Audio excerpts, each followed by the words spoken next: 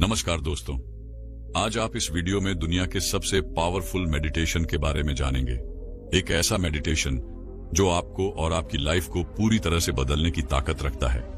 इसमें आपके पूरे नजरिए को बदलने की शक्ति है। तो ज्यादा टाइम वेस्ट न करते हुए मैं बस इतना ही कहूंगा, इस वीडियो को बिल्कुल भी मिस मत करें। इसे पूरा देखें, क्योंकि इसे देखने के बाद आपका नजरिया ही बदल जाएगा। आज से लगभग 2500 साल पहले इस दुनिया में एक महान साइंटिस्ट का जन्म हुआ। कुछ लोग उन्हें भगवान का अवतार मानते हैं, तो कुछ उन्हें मानवता का उद्धारक कहते हैं। और उस महान व्यक्ति का नाम था गौतम बुद्ध। जैसा कि हम सभी जानते हैं, सिद्धार्थ गौतम एक राजा के बेटे थे और खुद भी एक राजा थे। इसलिए उन्होंने अपने जीवन के शुरुआती कुछ साल महल की शान और शौकत में बिताए। लेकिन फिर एक दिन जब सिद्धार्थ अपने रथ पर बैठकर अपने राज्य का भ्रमण कर रहे थे, तो उन्होंने एक मरे हुए व्यक्ति को देखा, जिसे 4 लोग अपने कंधों पर उठाए हुए थे और बाकी लोग दुखी मन से पीछे पीछे चल रहे थे। सिद्धार्थ ने ऐसा पहले कभी नहीं देखा था। उस घटना ने उनके मन पर इतना गहरा असर डाला कि उन्होंने अपना सारा राजपाट छोड़ दिया, हाँ, सब कुछ, और संन्यास लेकर सत्य की खोज में निकल पड़े। दोस्तों, ऐसा कहा जाता है कि 6 साल की कठिन तपस्या के बाद भी जब उन्हें कुछ हासिल नहीं हुआ, तो सिद्धार्थ एक पेड़ के नीचे ध्यान लगाकर बैठ गए। जो पेड़ वह बचपन में लगाया करते थे, उसी के नीचे बैठ गए और खुद से वादा किया, जब तक मुझे मेरे सभी सवालों के जवाब नहीं मिल जाते, मैं यहां से नहीं हिलूंगा, चाहे इसके लिए मुझे अपनी जान ही क्यों ना गंवानी पड़े। कहा जाता है कि गौतम बुद्ध पूरे 48 दिनों तक उस पेड़ के नीचे ध्यान में बैठे रहे और फिर 48वें दिन वैशाख की पूर्णिमा की शाम को, यानी फुल मून की इवनिंग पर, उन्हें परम ज्ञान की प्राप्ति हुई। दोस्तों, वैशाख पूर्णिमा को ही बुद्ध पूर्णिमा के नाम से जाना जाता है। और जिस ध्यान या मेडिटेशन के माध्यम से गौतम बुद्ध को ज्ञान की प्राप्ति हुई, वह कोई साधारण ध्यान नहीं था, वह था विपासना मेडिटेशन। यह एक बहुत पुरानी तकनीक है जिसका जिक्र आयुर्वेद में भी किया गया है। लेकिन समय के साथ मेडिटेशन की यह तकनीक लुप्त हो गई। लेकिन ज्ञान प्राप्ति के बाद गौतम बुद्ध ने अपने शिष्यों को यह मेडिटेशन तकनीक सिखाई और इसे पूरे भारत में फैलाने के लिए कहा, ताकि ज्यादा से ज्यादा लोग इस पावरफुल मेडिटेशन तकनीक को जानकर अपने दुखों और परेशानियों से छुटकारा पा सकें। विपासना मेडिटेशन कितना शक्तिशाली है, इसका अंदाजा आप इस बात से लगा सकते हैं। जब सम्राट अशोक ने कलिंग युद्ध में लाखों लोगों को मरा हुआ देखा, तो उनके पश्चाताप की कोई सीमा न रही। तब एक बौद्ध भिक्षु ने सम्राट अशोक को विपासना मेडिटेशन करने की सलाह दी। कहा जाता है कि उसके बाद सम्राट अशोक का जीवन हमेशा के लिए बदल गया। अशोक, जिसने खुद कलिंग युद्ध में लाखों लोगों को मारा था, बाद में वही अशोक विपासना मेडिटेशन से इतना प्रभावित हुआ कि उसने अपने राज्य में जानवरों को मारने पर भी बैन लगा दिया। सम्राट अशोक विपासना मेडिटेशन से इतने प्रभावित हुए कि उन्होंने कुछ बौद्ध भिक्षुओं को दुनिया के अलग अलग हिस्सों में भेजा, ताकि लोग विपासना मेडिटेशन को सीख सके। विपासना मेडिटेशन दूसरे मेडिटेशन से अलग क्यों है? इसमें ऐसा क्या है जो इसे इतना पावरफुल बनाता है? हमारे मन में बचपन से ही हमारी यादें, अच्छी बुरी भावनाएं और हमारी दबी हुई इच्छाएं व आवेग जमा होते रहते हैं, और यही सारी चीजें सबकॉन्शियसली हमारे बिहेवियर, इनफैक्ट हमारी पूरी लाइफ को कंट्रोल करती है। हमें उसका पता भी नहीं चलता। जैसे कि मान लीजिए, हम किसी इंसान पर भरोसा करते हैं या हद से ज्यादा भरोसा करते हैं। अगर वही व्यक्ति हमारे भरोसे को तोड़ता है, तो हमारे दुख और दर्द का कोई अंत नहीं होता। कुछ लोग तो डिप्रेशन में भी चले जाते हैं, लेकिन कहते हैं समय सारे घाव भर देता है। जैसे जैसे समय बीतता है, हम सब कुछ भूल जाते हैं।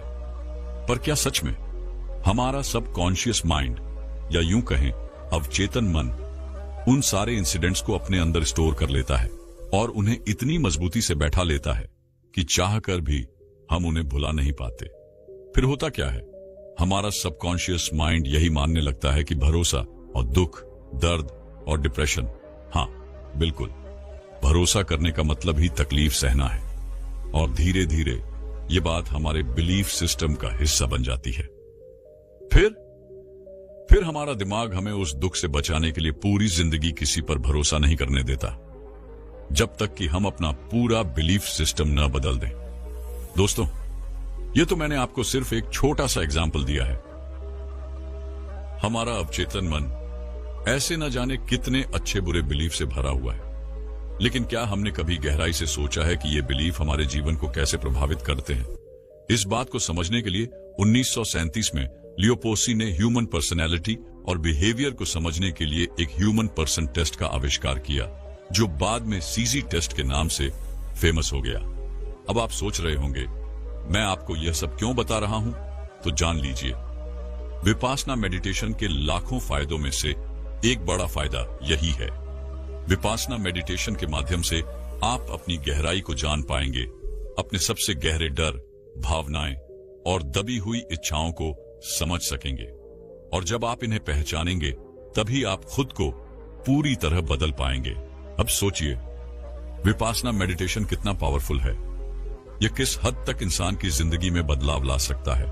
इसका अंदाजा आप इसी बात से लगा सकते हैं कि भारत की तिहाड़ जेल से लेकर अमेरिका की रोनाल्डसन जेल तक में कैदियों के बिहेवियर को सुधारने के लिए विपासना मेडिटेशन करवाया जाता है।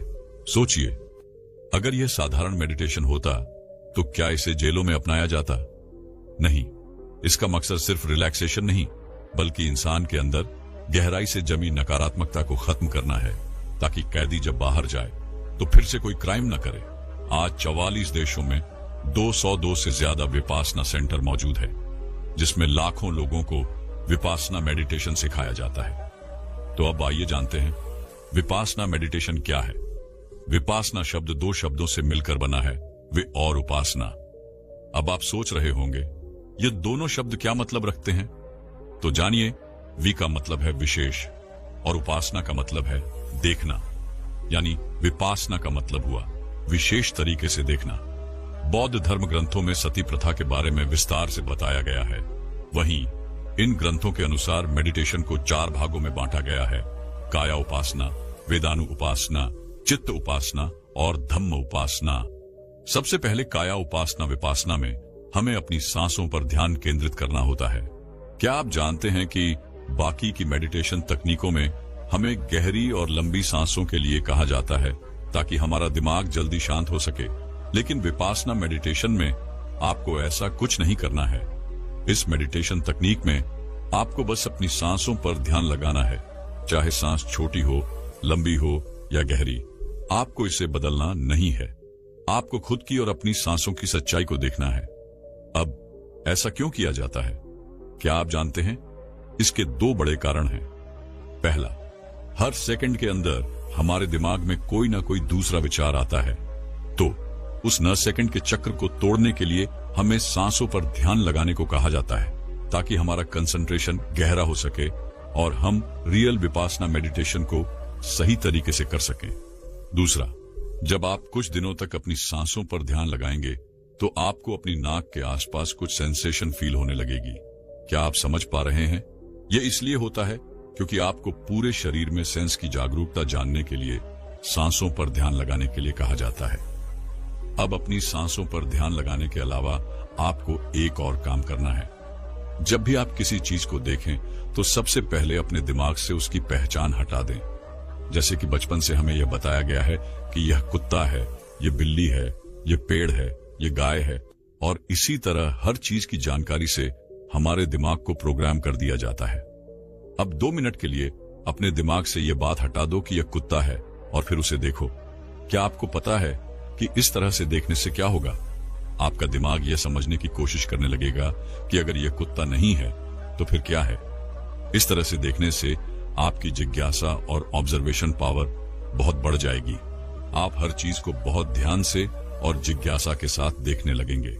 हमें अक्सर बच्चों की तरह जिज्ञासु होने के लिए कहा जाता है, लेकिन कोई भी हमें यह नहीं बताता कि बच्चों की तरह जिज्ञासु कैसे बने।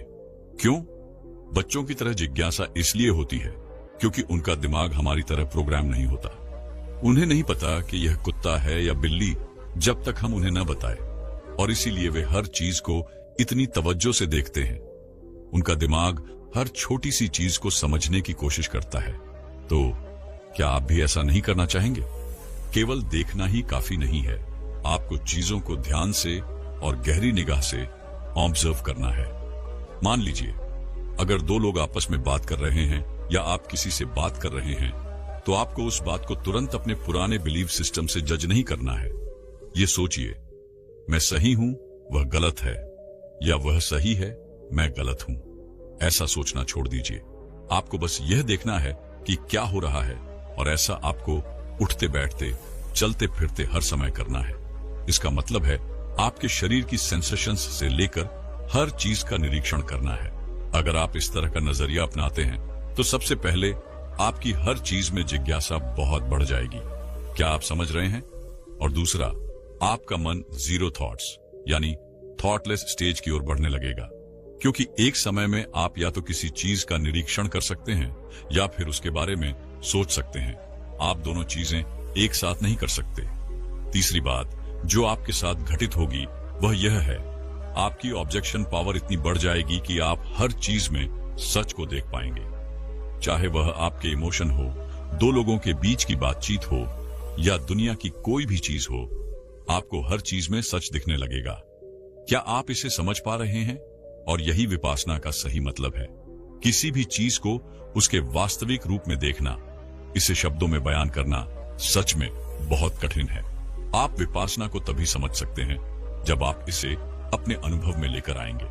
अगर यह कहानी आपको अच्छी लगी तो अपने दोस्तों से शेयर जरूर करें। अब देखते हैं दूसरी वीडियो।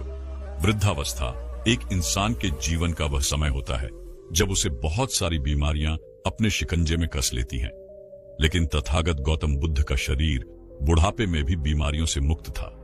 उनकी चाल में एक अद्भुत सफलता थी। उनके चेहरे पर एक गजब का तेज था। जब वह घंटों ध्यान में बैठे रहते थे तो उनकी रीढ़ की हड्डी एकदम सीधी रहती थी और वह थकते नहीं थे। रात को सोते समय जिस अवस्था में वह होते थे, सुबह उसी अवस्था में उठते थे। ऐसा प्रतीत होता था जैसे उनके जीवन में कोई कष्ट, कोई दुख, कोई रोग या फिर कोई भी तनाव नहीं है। उनका प्रत्येक शिष्य इसी तरह के जीवन की कामना करता था। एक दिन तथागत के एक शिष्य ने तथागत से सवाल किया। उसने कहा, हे तथागत, एक भिक्षु का पूरा जीवन भिक्षा पर व्यतीत होता है। भिक्षा में उसे जो कुछ मिलता है उसी को खाकर वह अपना भरण पोषण करता है। बहुत बार तो एक भिक्षुक के शरीर की मूलभूत जरूरतें भी पूरी नहीं होती, उसका पेट भी पूरा नहीं भरता। लेकिन जब आपके शरीर को देखता हूं तो मुझे बड़ा आश्चर्य होता है। इतना अल्प आहार करने के बाद भी आप इतने चुस्त, इतने फुर्तीले और इतने तेजवान कैसे हैं? जबकि दूसरी तरफ मैं नगर के राजाओं और सम्राटों को देखता हूं तो उनकी तोंद निकली रहती है।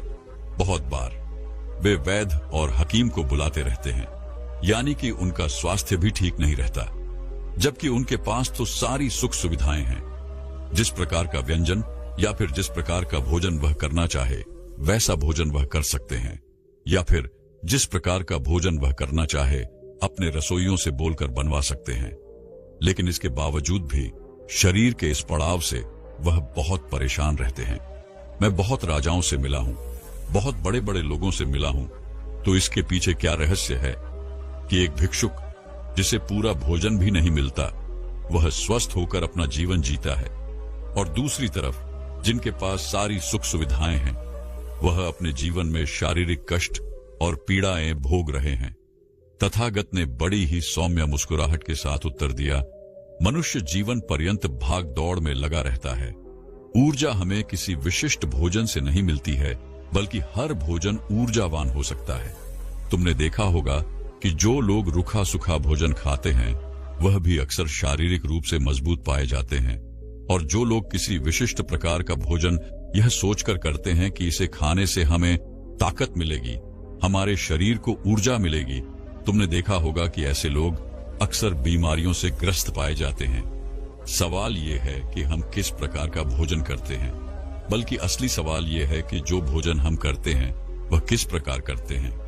भोजन का सही इस्तेमाल हम कर पाते हैं या नहीं कर पाते। जरूरी होता है कि भोजन करने के नियम हमारे जीवन में अपना लिए जाएं, ताकि साधारण सा भोजन भी हमारे शरीर को वह ऊर्जा प्रदान कर सके जो हमारे शरीर के अंगों को सुचारू रूप से चलाने के लिए आवश्यक होते हैं। शिष्य ने बड़े आश्चर्य के साथ पूछा, हे तथागत, मैं आपकी बात का अर्थ समझा नहीं। तथागत ने उत्तर देते हुए कहा, जब भी हम भोजन करते हैं तो क्या हम सच में पूरी तरह से होशपूर्वक भोजन करते हैं? क्या एक व्यक्ति जो किसी से बातचीत करता हुआ भोजन करता है या दूसरा व्यक्ति जो अपने विचारों में डूबा हुआ भोजन करता है, क्या वे सच में भोजन कर रहे होते हैं? भोजन तो उनका शरीर कर रहा है, लेकिन उनका मन इस भोजन में सम्मिलित नहीं हो रहा है। और जो कर्म पूरा मन लगाकर नहीं किया जाता, वह वास्तविकता में कर्म कहलाता ही नहीं है। इसीलिए उसका परिणाम भी हमें कभी नहीं मिलता। मैं तुम्हें भोजन करने के कुछ आसन और कुछ नियम बताना चाहता हूं, जिनको अपनाकर कोई भी मनुष्य निरोगी होकर अपना जीवन सुखपूर्वक व्यतीत कर सकता है। अपने मन में प्रेम पैदा करना बहुत आवश्यक होता है। उनके प्रति आभार व्यक्त करने से मन में प्रेम का उदय होता है और हमारा शरीर अपने आप ग्रहण स्थल बन जाता है। तीसरा नियम, जो कि हमारे शरीर की बहुत सारी बीमारियों को खत्म कर देगा, वह है कि सूर्यास्त के बाद कभी भी भोजन नहीं करना। रात्रि के समय भोजन करने से हमारा शरीर उस भोजन को पचाने के कार्य में लग जाता है, लेकिन अगर रात के समय हम अपने शरीर को कोई कार्य नहीं देते हैं तो यह हमारे शरीर की बीमारियों को खत्म करने लग जाता है। हमारा शरीर अपने आप अपनी बीमारियों को ठीक करने और उसकी मरम्मत करने की शक्ति रखता है, लेकिन पर्याप्त खाली समय न मिलने के कारण हमारा शरीर अपनी बीमारियों को ठीक कर ही नहीं पाता है। देर रात्रि में भारी भोजन करने से पूरी रात हमारा शरीर उसे पचाने के कार्य में लगा रहता है, वह कभी खाली हो ही नहीं पाता है। इसीलिए हमारे शरीर में जो भी बीमारियां पैदा होने लग रही हैं, वह हमारा शरीर अपने आप ठीक नहीं कर पाता है। सूर्यास्त के आधे घंटे बाद तक आप भोजन कर लीजिए या फिर उससे पहले भोजन कर लीजिए, लेकिन रात्रि के समय भोजन करना शरीर के लिए हानिकारक हो सकता है। तथागत ने आगे कहा, देखो, अच्छा भोजन वह माना गया है जो हमारे शरीर के साथ हमारे मन को भी प्रसन्न रखे। खाना खाते समय झगड़े के भाव रखना, किसी ऐसी जगह पर बैठकर खाना खाना जो साफ सफाई वाली ना हो, जो गंदी हो, या फिर ऐसे व्यक्ति के साथ बैठकर भोजन करना जिसके मन के विचार अच्छे ना हो, तो उससे हमारा मन कभी प्रसन्न नहीं हो सकता है। आवश्यक है कि खाना बनाते समय जो मनुष्य खाना पका रहा है, उसके मन के भाव प्रेम से भरे हुए होने बहुत आवश्यक हैं। अगर वह घृणा, गुस्से या फिर झगड़े के भाव रखेगा तो खाने में उसी प्रकार के गुण सम्मिलित हो जाते हैं। हर खाने का अपना एक विशिष्ट गुण होता है और यह गुण और ज्यादा अधिक हो जाता है जब यह मनुष्य के गुण के साथ मिलता है। अगला नियम बताते हुए गौतम बुद्ध ने कहा, खाना जितना सुपाच्य होगा, जितना आसानी से पचने वाला होगा, उतना ही गुणकारी होगा। साधारण भोजन हमेशा सुपाच्य माना गया है। इसीलिए तुमने अक्सर मुझे दाल भात खाते हुए देखा होगा, क्योंकि यह सबसे साधारण भोजन है जो बहुत सुपाच्य भी है और हमारे शरीर को ऊर्जा भी प्रदान करता है। और यह भी ध्यान रखने वाली बात है कि जो खाना दूसरे जीव को प्रताड़ित करके बनाया गया है, यानी कि मांसाहार, उससे हमारा मन कैसे प्रसन्न हो सकता है। जिस जीव को मारते वक्त यातनाएं दी गई हों, जिसको कष्ट पहुंचाया गया हो, आखिरकार उसके मांस में भी तो वही गुण मिलेंगे। इसीलिए साधारण शाकाहारी भोजन हमारे शरीर के लिए सबसे उपयुक्त होता है। भोजन करने का अपना एक विशिष्ट आसन होता है। तुमने मुझे बहुत बार भोजन करते हुए देखा होगा, लेकिन हर बार मेरा भोजन करने का आसन एक ही रहता है। मेरी रीढ़ की हड्डी हमेशा सीधी रहती है। मैं शांत जमीन पर बैठकर भोजन करता हूं, लेकिन जो लोग किसी कारणवश जमीन पर नहीं बैठ सकते हैं, तो उन्हें अपनी रीढ़ की हड्डी तो हमेशा सीधी अवश्य रखनी चाहिए, क्योंकि जब खाना पेट में पहुंचता है तो जब हमारी रीढ़ की हड्डी सीधी होती है तो वह बड़ी आसानी से सीधा हमारे पेट में पहुंच जाता है। और अगर हमारी रीढ़ की हड्डी मुड़ी हुई होगी तो हमारा पेट भी सिकुड़ा हुआ होगा, जिससे कि वह खाना ठीक प्रकार से भोजन नली से होते हुए हमारे पेट तक पहुंच नहीं पाता है। तथागत ने अपने जीवन का एक किस्सा सुनाते हुए उसे शिष्य को बताया, एक बार मेरे पास एक सम्राट पहुंचा। वह अपने पेट से बड़ा परेशान रहता था। जब वह मेरे पास अपनी समस्या लेकर पहुंचा तो मैंने उन्हें बताया, राजन, एक सम्राट के जीवन में शारीरिक मेहनत तो बहुत कम होती है, लेकिन वह भोजन बहुत अच्छा करना चाहता है। इसीलिए धीरे धीरे उसके शरीर का वजन बढ़ने लगता है, क्योंकि जब हम खाना खाते हैं तो शरीर की उतनी ऊर्जा भी बाहर निकलने आवश्यक होती है, वरना वह ऊर्जा हमारे शरीर को फैलाना शुरू कर देगी। इसीलिए उस सम्राट का पेट बहुत अधिक निकला हुआ था, तो मैंने उन्हें सलाह दी, पहले तो जो भी बावर्ची आपका खाना बनाता है उसे बोलिए कि ज्यादा मिर्च मसाले वाला भोजन न बनाएं और हल्का भोजन रखें। अगर आपको शारीरिक मेहनत करनी है तो ही ऐसा खाना खाएं जिससे हमारे शरीर को ताकत मिलती हो, लेकिन खाली बैठे अगर आप देसी घी या मांसाहार जैसा भोजन करेंगे तो शरीर को उसे अपने अंदर समाहित करने के लिए अच्छी प्रकार से मेहनत करनी भी आवश्यक होती है। अगर तुम मेहनत नहीं करना चाहते हो तो इस प्रकार का भोजन करना छोड़ दो। हल्का भोजन करो, साधारण भोजन करो, कम मिर्च मसाले वाला भोजन करो, जिससे तुम्हारे पेट में कोई भी बीमारी या कोई भी समस्या पैदा ही ना हो।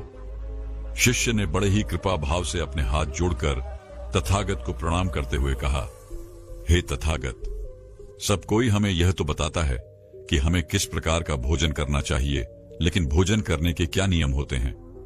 भोजन किस प्रकार करना चाहिए, उसके क्या आसन होते हैं, वह आपने आज मुझे अच्छी तरह से समझा दिया है। मैं आपका बहुत बड़ा धन्यवाद भागी हूं। मुझे जाने की आज्ञा दीजिए। इसके बाद तथागत अपने उस शिष्य के साथ वन की तरफ घूमने के लिए निकल जाते हैं। तो दोस्तों, कैसी लगी ये कहानी आपको? कमेंट सेक्शन में जरूर बताना। अच्छी लगी हो तो इस चैनल को सब्सक्राइब जरूर कर देना। मिलते हैं